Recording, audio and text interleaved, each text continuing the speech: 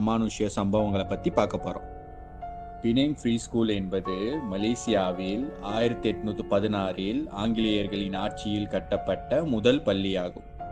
மேலும் இது தென்கிழக்காசிய நாடுகளில் கட்டப்பட்ட பழமையான பள்ளியாக கருதப்படுகிறது.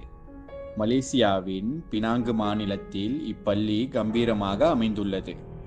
இரண்டாம் உலகப் போரின் போது இந்த பினெங் ஃப்ரீ ஸ்கூலின் கட்டிடம் சுபாஷ் சந்திர போஸின் கீழ் இயங்கிய இந்தியன் நேஷனல் ஆர்மியால் பயன்படுத்தப்பட்டது. மலேசியாவில் கட்டப்பட்ட பழமையான இந்த பள்ளியில் பேய் சேட்டைகள் அதிகம் இருப்பதாக மக்கள் நம்புகின்றனர். இப்பள்ளியில் தலையில்லாமல் ஒரு உருவம் இரவில் சுற்றித் திரிவதாக பள்ளி மாணவர்களும் ஆசிரியர்களும் கூறுகிறார்கள். தலையில்லாமல் ரத்தம் சொட்ட சொட்ட இரவில் பள்ளியில் திரியும் இந்த உருவம் இப்பள்ளியில் படித்த முன்னாள் மாணவரின் ஆவி என நம்பப்படுகிறது. இரண்டாம் உலகப் போரின் போது